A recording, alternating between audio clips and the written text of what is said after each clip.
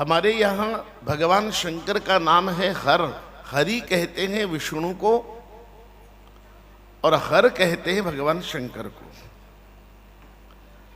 लेकिन भगवान शंकर का नाम हर जब भी लिया जाता है तो एक बार नहीं लिया जाता, हर 2 बार लिया जाता है। ये हर 2 बार क्यों कहा गया?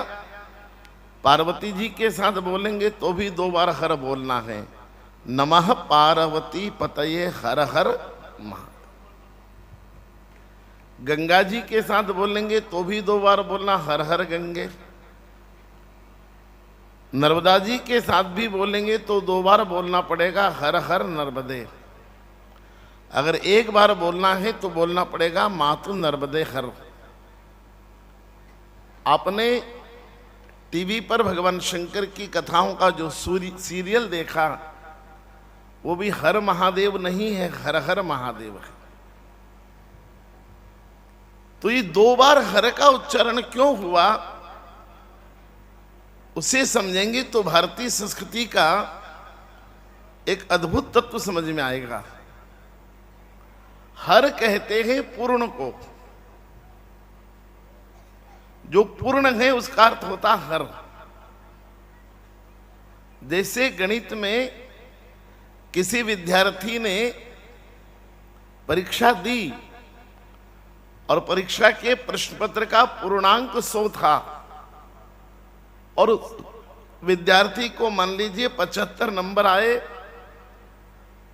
तो शिक्षक उसकी कॉपी पर लिखेंगे 75/100, ऐसा गोला बनाकर हस्ताक्षर कर देंगे।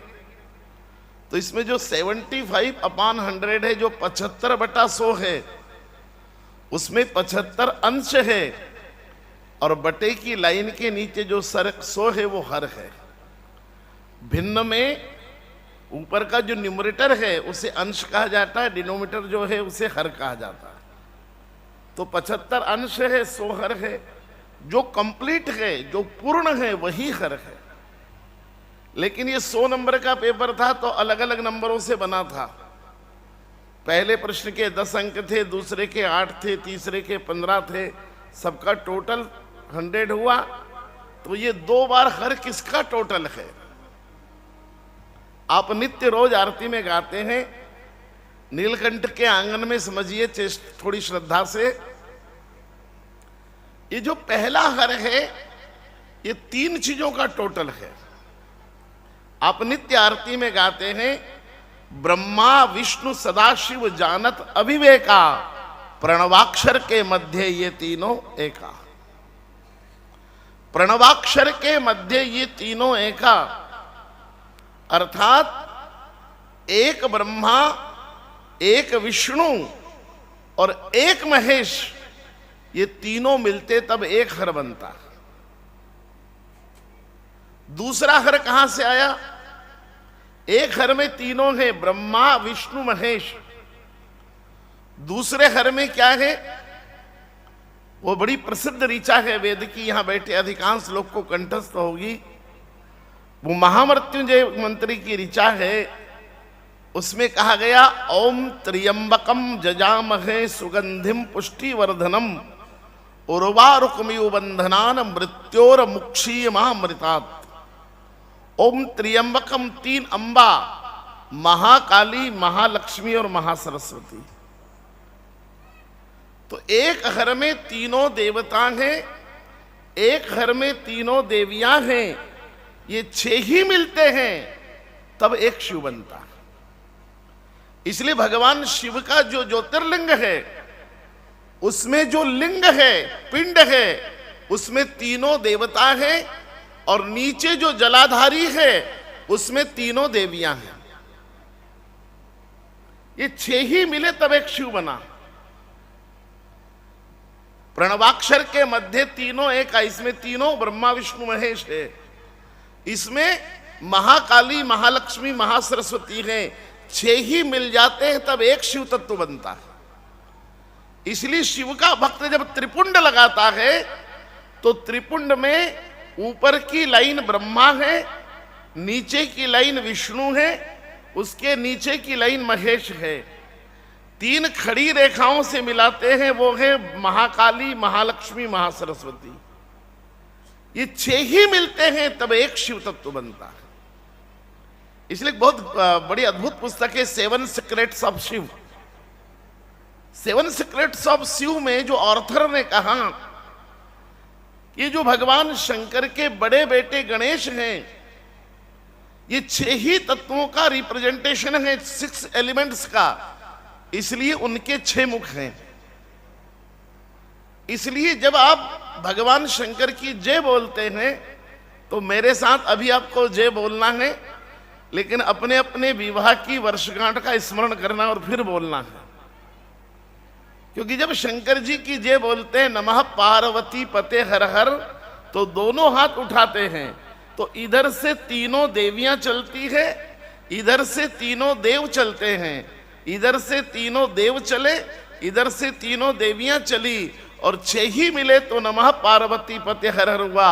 श्रद्धा से बोलो नमः पार्वती पते हर हर महादेव। यही हुआ होगा ना शादी की वर्षगांठ, शादी के दिन पाणी ग्रहण ऐसे हुआ होगा ना, हथलेवा ऐसे हुआ होगा ना।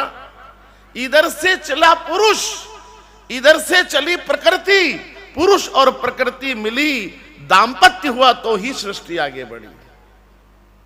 बिना पुरुष और प्रकृति के सृष्टि आगे नहीं बढ़ सकती।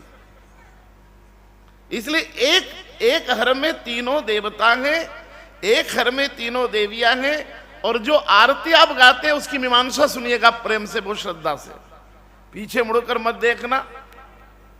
जिनको आना था आ गए, ना आ पाए ना पाए, पर जो आ गए वो श्रद्धा से सुने। जो आरती आप रोज गाते हैं शंकर जी की नीलकंठ महादेव के चरणों में, वो क्या केवल एक शंकर की आरती है या 6 तत्व की आरती है? उसमें एक बड़ी प्यारी सी लाइन है, वो है अर्धांगी धारा। अर्धांगी यानी उनकी धर्मपत्नी साथ में है। इस पंक्ति का स्मरण करते हुए हर एक पंक्ति का आज स्मरण करेंगे और फिर भारत के दाम्पत्य को समझेंगे। उस आरती का पहला चरण है ओम जय शिव ओमकारा, ये तो उसका मुखड़ा है। उसका पहला चरण है एकानन चतुरानन पंचानन राजे। एकानन यानी एक मुंह वाला कौन है? भगवान विष्णु। चतुरानन यानी 4 मुख वाला कौन है? ब्रह्मा। और पंचानन 5 मुंह वाला कौन है? भगवान शंकर। और अर्धांगी धारा 7 में है, हो गए 6। आइए दूसरी लाइन पे आइए। 2 भुज चारु चतुर्भुज 10 भुज अति सोए। 2 भुजा है ब्रह्मा की, 4 भुजा है नारायण की, और 10 भुजा है भगवान शंकर की। अर्धांगी धारा 7 में, हो गए 6। आइए आगे चलें। श्वेतांबर पीतांबर बाघंबर अंगे। श्वेतांबर यानी सफेद कपड़े हैं भगवान ब्रह्मा के, पीतांबर पीले कपड़े हैं विष्णु के, और बाघंबर पहनते भगवान शंकर। अर्धांगी धारा 7 में, हो गए 6। आइए चलें आगे। अक्षमाला वनमाला रुंडमाला धारी। अक्षमाला यानी कमल के फूलों की माला पहनते हैं ब्रह्मा, वनमाला पहनते भगवान विष्णु, और रुंडमाला पहनते हैं भगवान शंकर। अर्धांगी धारा 7 में, हो गए 6 ही तत्व। आगे चले। 2 सनकादिक गरुड़ादिक भूतादिक संगे। सनकादिक यानी चारों ब्रह्म कुमार है ब्रह्मा के साथ, गरुड़ जी है विष्णु के साथ, भगवान विष्णु के साथ, और आप जैसे भूत प्रेत हैं नीलकंठ के साथ। और कर के मध्य कमंडल चक्र त्रिशूल धरता। कमंडल है ब्रह्मा के हाथ में, चक्र है विष्णु के हाथ में, त्रिशूल है महादेव के हाथ में। अर्धांगी धारा 7 में, हो गए। इसलिए पूरी आरती केवल एक महेश की आरती नहीं है, ये 6 ही तत्व की आरती है। जब आप एक लोटा जल शिव पर चढ़ाते हैं तो शिव पर नहीं चढ़ता केवल अकेले, वो शंकर और पार्वती पर भी चढ़ता है, वो उस लिंग में बैठे ब्रह्मा और सरस्वती पर भी चढ़ता है, और उस लिंग में बैठे नारायण और लक्ष्मी पर भी चढ़ता है। ये 6 ही तत्व मिलते हैं तब एक शिव तत्व बनता है। इसलिए इधर से 3 देवता, इधर से 3 देवियां गए। जब तक स्त्री पुरुष पूर्ण पुराण पुरुषोत्तम और प्रकृति नहीं मिले तब तक सृष्टि आगे नहीं बढ़ती। इसलिए सृष्टि के लिए दाम्पत्य जीवन होना अनिवार्य है।